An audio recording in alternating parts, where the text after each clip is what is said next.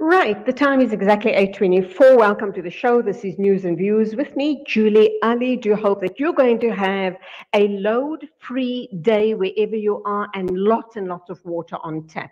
Eleanor Mavimbela is the External Communications Officer at Johannesburg Water, and she's going to talk to us about the 54-hour planned water outage, how it's going to impact on us, and what is Plan B as far as Rand Water is concerned. Eleanor, a very good morning to you. Welcome to the program, and thank you for being on the show. Good morning, and thank you for inviting us into the show. Oh gosh, we're burning as citizens of South Africa and Gauteng. What about the rolling blackouts? And now we're hearing about water outages as well. What's going on? Well, what's going on is that Rainwater informed us, as City of Johannesburg Water, that they're planning a shutdown to be able to constitute some work at the Forensic works. So unfortunately, that affects the Ekenhof pump station, which feeds a large part of the city of Johannesburg. So that is what's going to be happening on next week from Monday to the first couple of hours on Wednesday morning. So it's from Monday up to Wednesday. Yes. It sounds pretty hectic. We also know that certain parts of Gauteng or the greater part of Johannesburg, the water supply is going to be reduced by 25%, and then other areas will be reduced by 50%. What is the advice to the residents in and around the affected areas?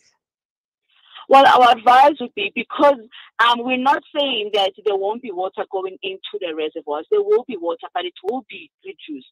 So we're asking residents to also then reduce their usage for the duration of the interruption, so that the effects of the interruption are not adverse. So we're asking residents to please prepare and please reduce the usage. We do have enough storage capacity for residents, so that we don't experience an adverse effects from this interruption. But we're also asking residents to please reduce their consumption as much as possible for the duration of the interruption, so that we need to work together for this interruption, so that we are not affected adversely.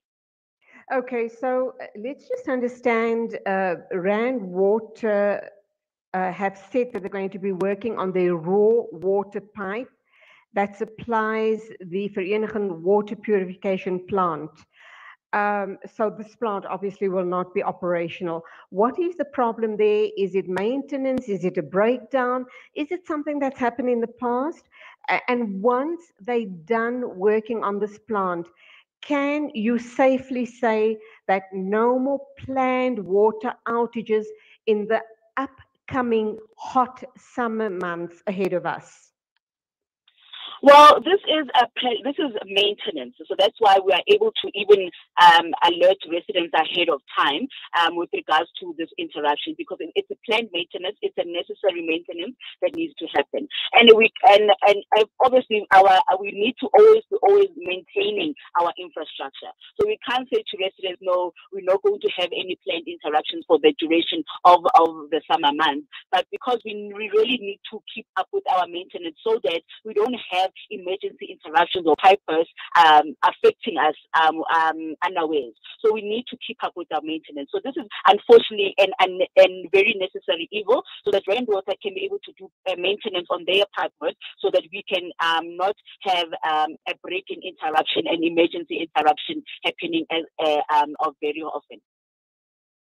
Okay, this is now affecting the greater part of Johannesburg, and there are too many areas to cover it all. It would take us the entire morning covering it all. But can you just give me an overview idea from where it stretches, where it ends, and also that in terms of people who aren't able to get any water, are there any plans to have tankers out at strategic points, water tankers?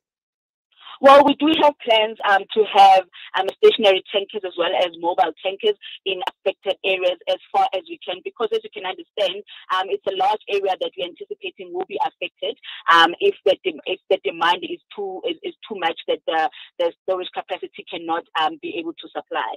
So we are planning to have as many water tanks, stationary water tankers and mobile tankers in the affected areas as much as we possibly can. So the areas affected stretch from the south of Johannesburg, the north, some northern parts as well as western parts of Johannesburg. So we're talking about mostly your Roodepoort, Randburg areas, the south of Johannesburg, as well as Johannesburg CBD. So residents can get a comprehensive list of the areas affected on our social media pages. On Twitter, we are at JHB Water. Facebook is Johannesburg Water, as well as on our website, it's www.johannesburgwater.co.za. Thank you indeed. Let's not forget Soweto, the larger part of Soweto will be affected as well. So good people, if you haven't received the communication from Rand Water, please go to the website so that you can prepare in advance, stock up on your water, make sure that you're not left high and dry, excuse the pun. Eleanor, thank you indeed, and we hope that first thing Wednesday morning, the water is on tap again. Thank you indeed for your communication and have a great day. Thank you so much. That was Eleanor from Rand Water talking to us about the expected water outage. This will happen on Monday, next week, Monday morning, and it will go right through up to Wednesday morning. And this is to address maintenance issues regarding the Vereniging water purification plant. And they are saying that we can expect to be without water for up to 54 hours. But she has also said that certain areas, you know, the water supply will be reduced by 25% and in other areas 50%. But don't panic if you don't have any water whatsoever. There will be mobile and stationary tankers in areas that are worse affected than others.